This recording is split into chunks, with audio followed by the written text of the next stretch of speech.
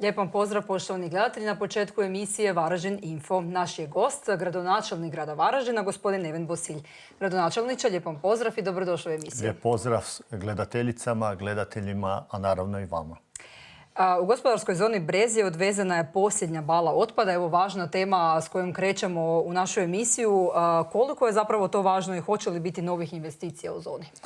Pa naravno da je važno da je maknuta ta jedna ružna ljaga na prekrasnom tkivu našega prekrasnog grada.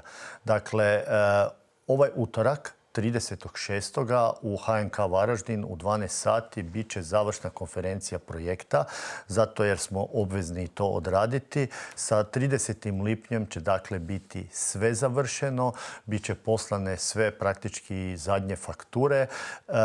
Prikazat ćemo jedan film od početka do kraja šta se tamo događalo, jer zavređuje da i naši ljudi znaju kako je to krenulo sve od 2005. godine sa tim baliranjem, kako je tamo postavljeno skoro 100.000 tona bala. Ono što mogu reći da zaista ekipa koja je odradila u mojoj gradskoj upravi, projektni tim koji su odradili cijeli ovaj posao, zaista zaslužuju sve pohvale. A pogotovo se vidi koliko je projekt dobro pripremljen bio iz razloga što nekad su htjeli potpisati ugovor u Đuture da se riješi 120.000 tona, jer je neko rekao da je tamo 120.000 tona. Mi smo vagali svaku balu, a prije nego smo krenuli u projekt izvagali smo slučajnim uzorkom, snimili geo kako to izgleda i rekli smo tamo je 95.800 tona bala. Znate koliko je na kraju ispalo? 95.300. Dakle, promašili smo za 0,5%, što je dokaz koliko je taj projekt bio kvalitetno pripremljen. I zato me često boli kad ljudi kažu zahvalite Vladi Republike Hrvatske. Ok, sufinancirali smo jer smo im pokazali da moraju sufinancirati i jer smo dobro pripremili projekt. Dakle, Vlada Republike Hrvatske Andreja Plenkovića, on je već 11. godinu premijer. Dakle, bio je već praktički 6 godina premijer prije nek se ja postao gradonačelnik. Bivši gradonačelnik je imao isto otvorenu liniju, kako voli se hvaliti HDZ, da imaju vertikalu vlasti, što je zapravo vertikala korupcije, ali o tome ćemo drugi puta. Dakle, oni su imali Damira Habijana kao predsjednika gradskog vijeća, nisu u 4 godine napravili ništa. Napravili smo ogroman, obiman posao, riješili 2 sudska spora, riješili stvari prema DKOM-u, prošli kroz jednu administrativno pravnu zavrzlamu da bismo došli do rješenja. I sad smo potpuno počistili nešto što je neko napravio. Stavio je 100.000 tona baliranog otpada na vodozaštitno područje. Sanirali smo tlo i sada će tamo niknuti dodatne hale i niknut će prava gospodarska zona Brezje, jer mogu reći da smo sad otvorili ponude za kupnju zemljišta. Interes je veliki. Sada ćemo već prodati 6 parcela 5 investitora. Zadovoljan sam da postajemo maltene Švicarska u malome, jer se još jedna zaista renomirana švicarska tvrtka javila. Tako da sad ćemo u Varaždinu uz NTH, uz Emil Frey Digital, uz Vario Systems imati još jednu ozbiljnu tvrtku koja se bavi elektronikom. Imat ćemo jednu tvrtku domaću koja se bavi nekakvim strojevima za prehrambenu industriju. Između ostalog, jedna mala parcela će biti prodana za krematorij za životinje, što je isto interesantno i može, zato će to biti parcela uz MBO, dakle praktički može tamo biti. I mi ćemo sad već u ovom prvom krugu prodaje uprihoditi otprilike 1,3 milijuna eura od prodaje zemljišta, budući da smo dali nove procjene sad napraviti, nema više bala i svega, zemljište više nije 20 nego 40 eura. Javljaju nam se zaista, imali smo sad investitora koji bi želio kupiti 10 hektara, ali mi ne želimo, dobili bi 4 milijuna eura, ali mi praktički ne želimo prodavati zemlju samo zato da prodamo, nego želimo imati kvalitetne investitore, prije svega oni koji neće zagađivati okoliš i gdje će ljudi imati lukrativna primanja. U tijeku su i radovi na brojnim gradskim ulicama. Evo, radovi su u tijeku na izgradnji tlačnog cjevovoda i sanaciji kolnih površina u ulici Janka Leskovara i ulici Mihovila Pavleka Miškine. Započeli su i radovi druge faze na rekonstrukciji dijela ulice Vladimira Nazora. Radi se zapravo po cijelom gradu. Radi se u puno segmenata po cijelome gradu. Ovaj dio koji ste u početku spomenuli, Mihovila, Pavlika, Miškine, Janka Leskovara, tamo zapravo je glavni investitor Vindija. Radi i naš Termoplin i Varkom i uključuje se i grad. Sve je zapravo inicirano zato jer Vindija da bi mogla opstati na lokaciji Međimurska mora imati vlastiti pročistač, budući da će ovaj naš pročistač uskoro biti kroz najmanje godinu dana gotov na Aqua Cityu i onda moraju oni imati industrijski pretretman. Tako da je u principu taj dio je većinom Vindijina investicija. Ali rekli ste Vladimira Nazora, bit ćemo sa kolnikom i sa pločnikom ovom dijelu od Banus placa do Palače Keglević gotovi do Špancirfesta. Neke stvari ćemo završavati još poslije Špancirfesta. Za vrijeme Špancirfesta neće biti nikakvih radova.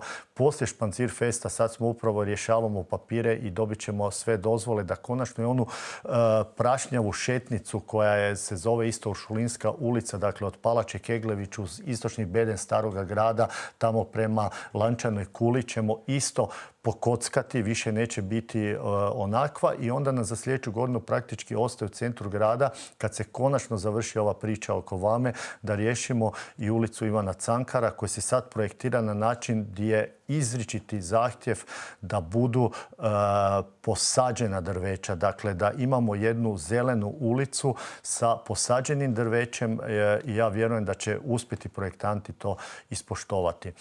Do Špancirfesta će se završiti radovi u Zagrebačkoj ulici, bit će gotov onaj rotor i Zagrebačka ulica će se vratiti u normalni režim rada. Očekujemo da ćemo do rujna riješiti i Krapinsku ulicu, tamo iza groblja i crkve Dobroga Pastira.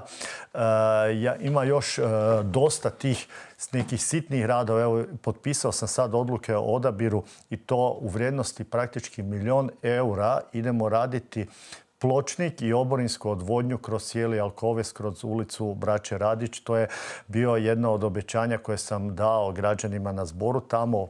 Skupo je, strašno skupo, ali takve su cijene i riješit ćemo to. To je i zbog sigurnosti djece, sigurnosti prometa i svega. I potpisao sam baš danas i odluke o tome da krećemo u izgradnju novih cesta vrijednih po 500.000 eura, Hraščica sjever, Hraščica jug, gdje će se otvoriti nove zone obiteljske stanogradnje. Radi se i na Kinu dom, dakle tu radi slovenski izvođač, zadovoljni smo, iako su naišli na nebrojene teškoće, ali vjerujem da ćemo biti gotovi u roku, to je do jeseni sljedeće godine. Dobro napreduje dogradnja Vile Oršić, gdje radimo centar predinkubacije za pametnu industriju. A evo sljedeći tjedan imamo preuzimanja radova i 1. i 3. osnovne škole gdje su gotove energetske obnove i dječjeg vrtića Biškupec, a isto tako imamo i završnu konferenciju jer isto moramo završiti do 30.6. energetsku obnovu Starog grada. Ovaj tjedan smo dobili energetski certifikat. U ponedjeljak će u 11 sati biti u atriju Staroga grada završna konferencija i za obnovu Staroga grada. Sada slijede naši muzealci. Treba prilagoditi sve vitrine, treba posložiti novi postav. Očekuje ih veliki posao i ja vjerujem da ćemo negdje sa početkom jeseni otvoriti svim građanima novi postav i novo uređenje našega Staroga grada. Nadovezat ćemo se evo na radove, one radove koje su zapravo svi vide, govorimo o Županijskom sudu. Održali ste nedavno konferenciju za medije na kojoj ste upozorili na protuzakonite radnje vezane uz izgradnji zgrade suda. Pa evo što je sporno i na što ste sve upozorili? Pa prije svega ja želim kad se nešto radi da se radi u korist svih građana grada Varaždina i da imamo nešto što će biti na upotrebu sljedećih 50 godina i na ponos svima nama.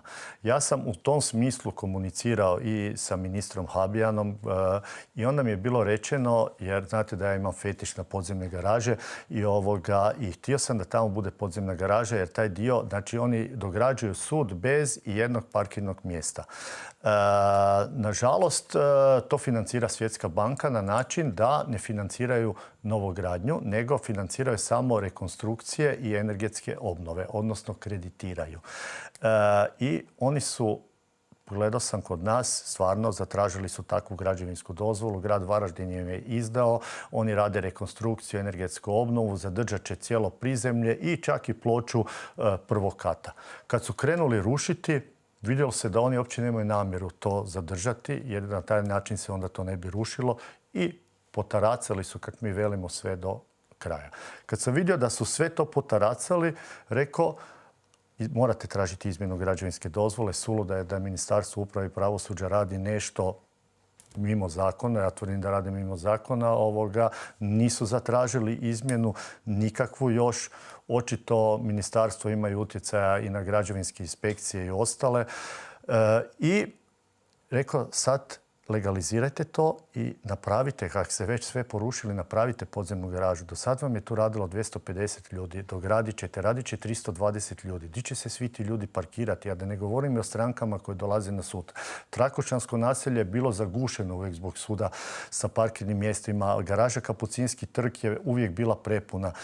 Nije bilo praznih mjesta. Grcamo sa parking mjestima. Dajmo probati napraviti nešto da ima grad koristi. Ja sam uvijek za to da treba pravosudnim organima nova zgrada, ali ajmo ju napraviti na način kak i zakon nalaže, a i da cijeli grad ima koristi. Od toga, nažalost, nije bilo sluha i sad smo tu gdje jesmo. Vidjet ćemo kako će se dalje nastaviti radovi. Oni moraju tražiti izmjenu građevinske dozvole, to mi tvrde apsolutno svi. Nisu napravili ništa po tom pitanju i budemo vidjeli kako će se to razviti. Ja se nadam da će tamo prevladati nekakvi zdravi razum. Obustavljeni su radovi na dogradnji objekta Gortanova, dječjeg vrtića Varaždin. Pa zašto je došlo do ove situacije? Evo da nam ukratko objasnite kako će taj problem biti riješen. Dječji vrtić Gortanova nam je, nažalost, putem javne nabave dobio isti izvođač koji je dobio i tenisku dvoranu, koja je već trebala biti gotova prije više od pola godine i za sad je prek 90% izvršenosti, za razliku od dječjeg vrtića Gortanova, koji je trebao biti gotov do 30.6. Sve radovi do 15.5. Oni su do 15.5. izveli 10% radova. Vidjelo se da jednostavno oni to neće završiti i mi smo raskinuli ugovor. Cijelo vrijeme smo u kontaktu sa SAFU-om, sa europskim fondovima preko kojih se financira jedan dio od 812.000 eura. I evo, baš smo jučer, kad smo raspisali novu javnu nabavu, dobili od papire i od SAFU-a da nema nikakvih tu naših grešaka. Nažalost, naleteli smo na izvođača praktički koji, ja stvarno, ozbiljno sumnjam da se namjerno javljaju na natječaj da bi opstruirali projekte. Ko da time ne rade štetu cjelokupnim građanima Varaždina. Oni misle da rade možda meni kao gradonačelniku, ne znam. Jednostavno, meni je priča preluda, ali ide novi natječaj. Dobili smo novi rok do 31.12. iako je sa sva sredstva iz toga tranše koju mi povlačimo bio rok 36. Dali su nam novi 6 mjeseci i nadam se da će se javiti neke ozbiljne firme i da ćemo tijekom javne nabave kroz ljeto to riješiti i da će se kroz jesen napraviti to što se treba napraviti. Inače, mi ćemo u vrtiću Gortanova postojećem dijelu zamijeniti, na primjer, sada postojeći podove, one linoleume, napraviti još neke stvari i da smo riješili ovaj vrtić Gortanova, mi praktički ne bi imali liste čekanja. I sljedeće godine kad riješimo i taj vrtić i vrtić Dravska, zahvaljujem se evo i biskupu koji je pokazao izuzetno razumijevanje. Ovaj tjedan smo razgovarali kako da riješimo među, jer je bilo nekih prijepora oko međe između vrtića u Dravskoj i crkve Svetog Josipa. Mislim da smo našli obostrano zadovoljavajuće rješenje, tako da ćemo si moći izdati građevinsku dozvolu i za taj vrtić Dravska i onda ćemo tijekom sljedeće godine riješiti jedan i drugi objekat. Imaćemo dovoljno i kapaciteta. Sada imamo samo neopisanu jasličku djecu. I to je najveći problem. Ovdje je trebalo u Dravskoj biti praktički gro jasličkih skupina. Sada nam je ostalo 90-ak neopisane djece. Imamo praznih mjesta u ovim većim odgojnim skupinama. Po svakome vrtiću po nekoliko mjesta, ali jasličke nam fale. Kada završimo ovu cijelu ciklus izgradnje, a financijska sredstva smo osigurali, onda ćemo, mislim da neće više biti od sljedeće školske, odnosno pedagoške godine, više neće biti lista čekanja i neupisani djeca u vrtiću. Prebacit ćemo se evo sa vrtića na školu, završila je školska godina. Hoće li kroz ljetne praznike biti ulaganje u školske objekte? Evo spomenuli ste već kratko škole. Prva i treća osnovna škola, sljedeći tjedan imamo preuzimanje i isto završetak. To su prva osnovna škola su bili ogromni, veliki radovi. Treća osnovna škola na onom starijem dijelu. Mi imamo projekt za treću osnovnu školu i za sedmu osnovnu školu dogradnje. Imamo važeće građevinske dozvole. Ministarstvo je poslalo bilo savjetovanje natječaj. Mi smo se pripremili. Natječaj treba izaći u siječnju. Sada je lipanj, skoro srpanj, još uvijek nije izašao. Nadam se da će uskoro izaći i da ćemo se prijaviti i da ćemo ići na dogradnju treće i sedme osnovne škole, jer nam je to još bitno. Nažalost, mi se nismo mogli javljati iz razloga što smo 8. stupanj razvijenosti, najrazvijeniji grad u Hrvatskoj praktički, i iz razloga što smo jednosmjenska nastava. Ali ove dvije škole, sad smo pronašli jednu rupu gdje ih možemo prijaviti, a to je prijavit ćemo ih na cjelodnevnu nastavu i vjerujem da ćemo na taj način proći na tom natječaju i da ćemo konačno dograditi, jer evo Kučan praktički to je dio grada gdje se doseljava dosta mladih obitelji. Veliki je pritisak na vrtić Kučan. Raste i broj djece u osnovnoj školi i mislim da Kučan zaslužuje da dogradimo školu. Tamo smo sad napravili i ona vanjska igrališta i street workout. Kupili smo novo vatrogasno vozilo za Gornji Kučan.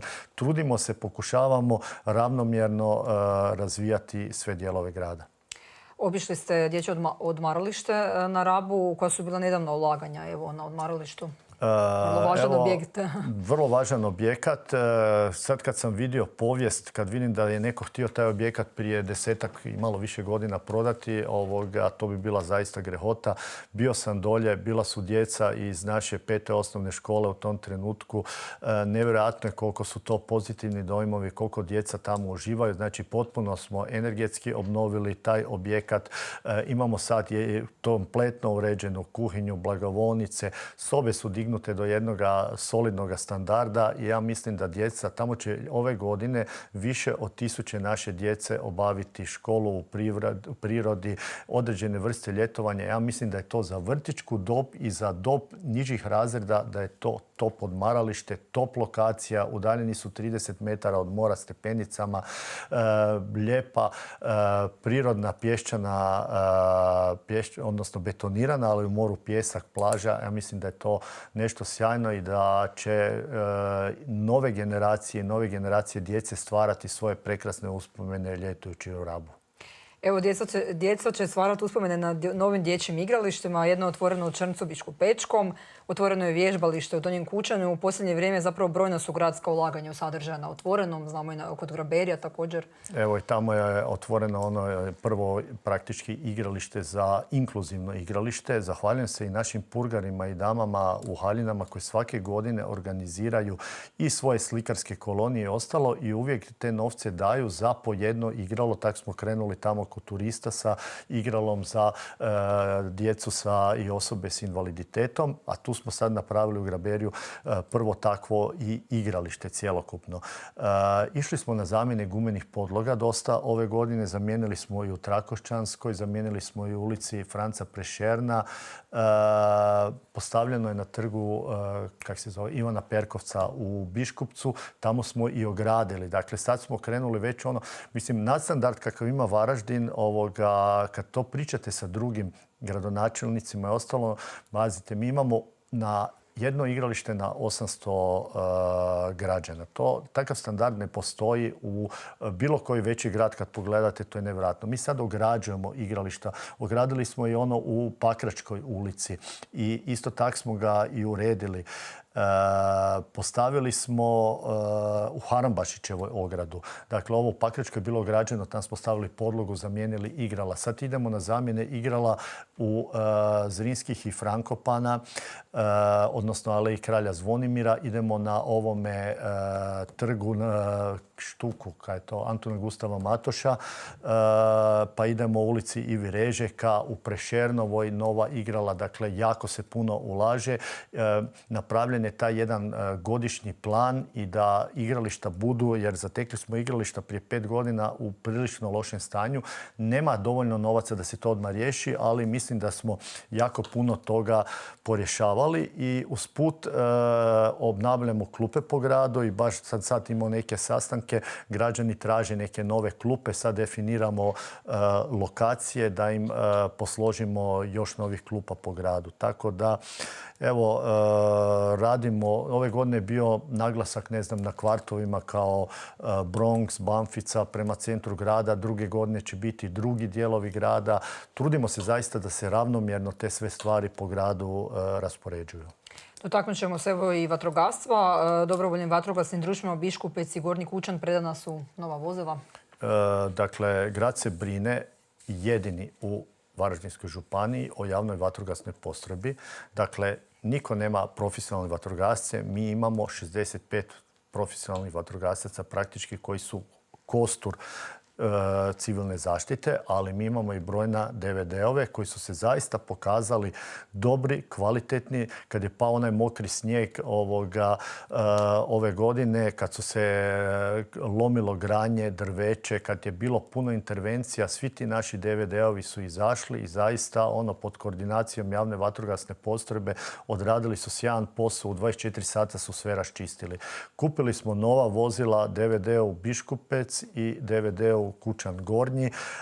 Postoje već planovi kako ćemo dalje ići, stalno to zanavljamo. Ja uvijek velim, najbolje bi bilo da ta vozila stalno stoje i da se ne koriste, ali zlu ne trebalo, moramo imati. Ja mislim da mi imamo najopremljenije DVD-ove, a imamo sigurno najkvalitetniju javnu vatrogasnu postrojbu. Oni su stalno pobjednici svih živih natjecanja, svih javnih vatrogasnih postrojbi u Hrvatskoj.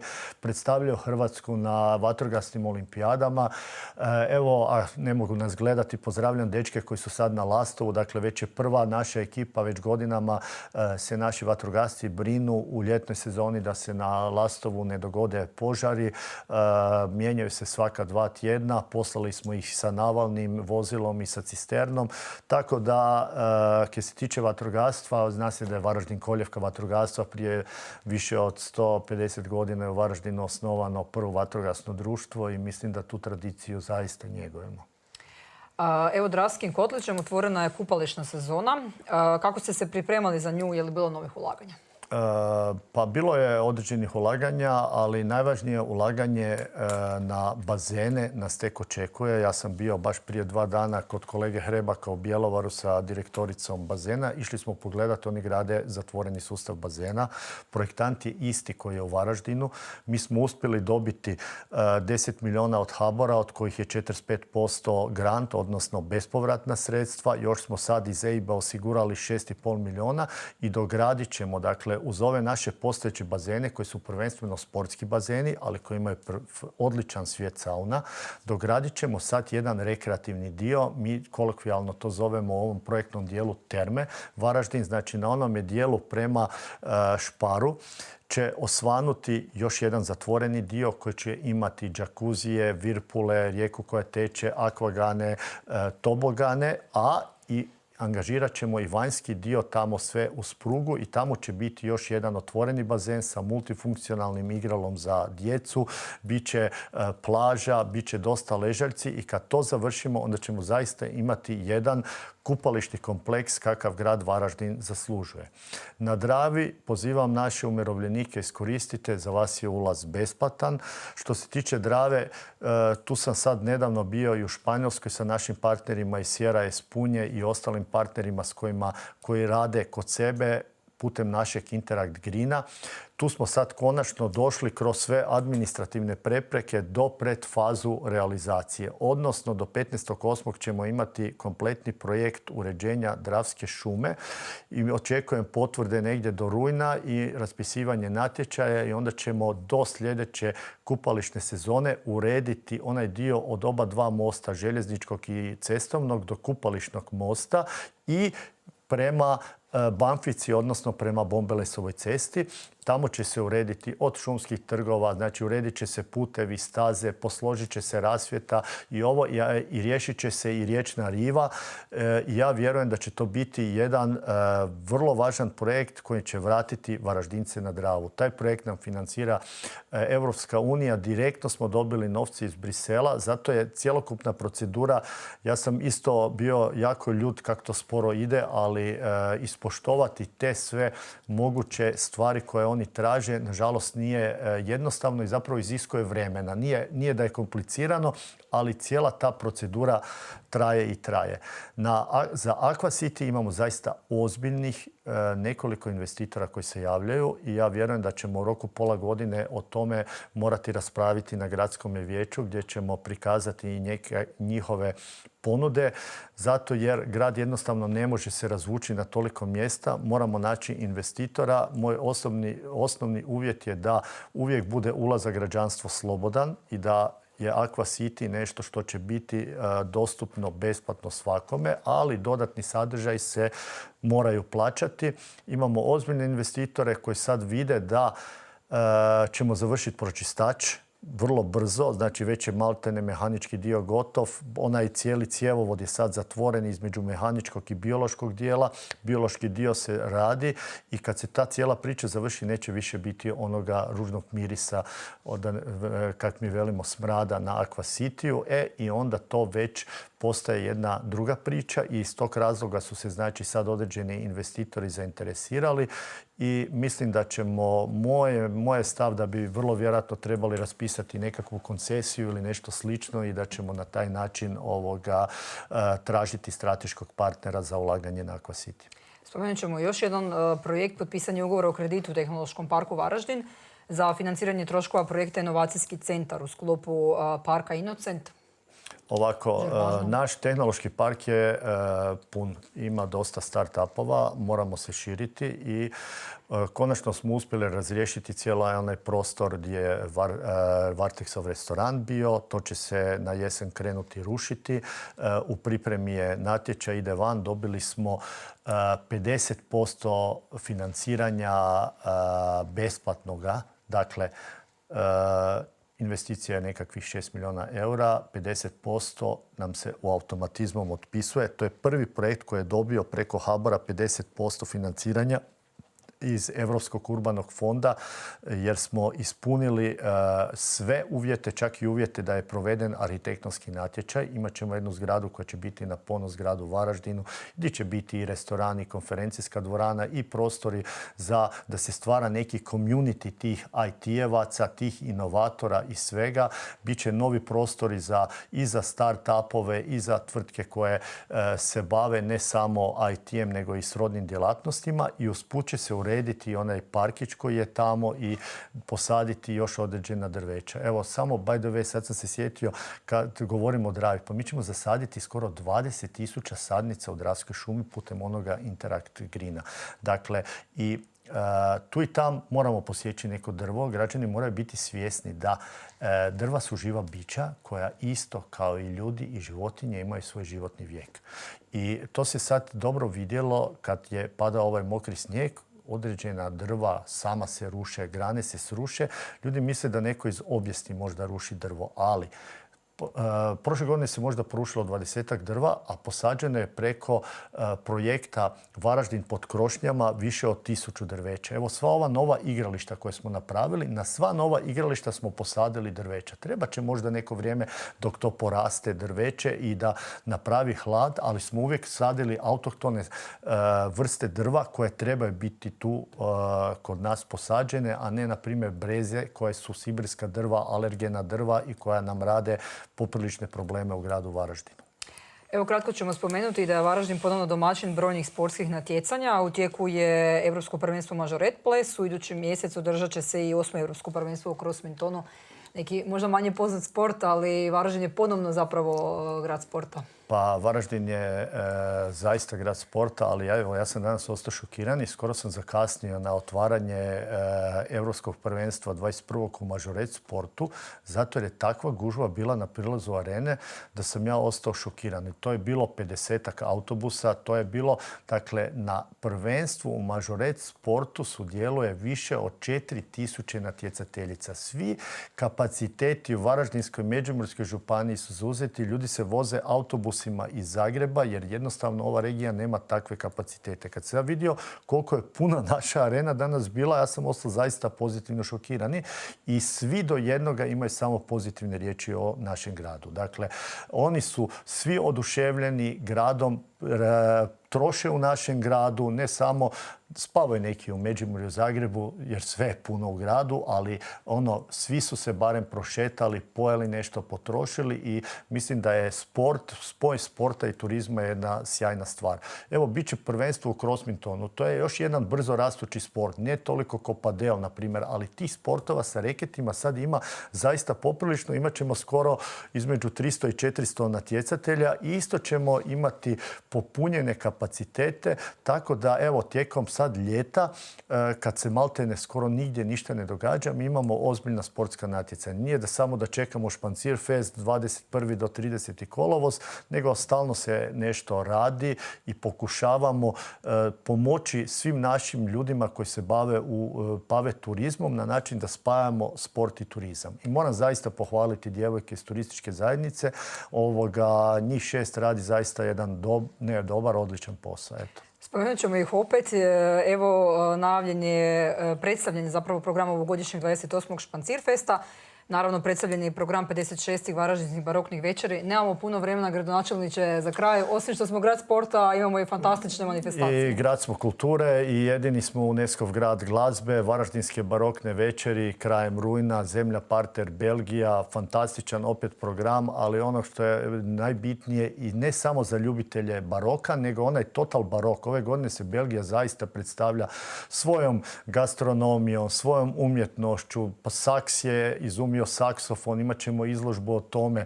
Njihova samostanska piva će se moći kušati. Dakle, pokušavamo nešto što je za uži krug ljudi, jer ipak baroknu glazbu ne sluša tako veliki krug ljudi, ali želimo to proširiti da te zemlje partneri se nama predstave i da imamo neki dodatni turistički efekt. A Špancir Fest je najvažniji hrvatski festival, festival uličnih šetača, festival koji je najurbaniji hrvatski festival. Svi nas pokušavaju kopirati, ali niko nema takvu kulisu, tih 5 trgova, 12 ulica koji su pješačka zona, te prekrasne barokne zgrade koje onda zažive sa svim tim performerima, sa svim tim glazbenim i svim ostalim predstavama. Sam podatak da imamo 23 zone je gotovo nevjerojatan. Dakle, mi imamo 23 festivala u jednom festivalu.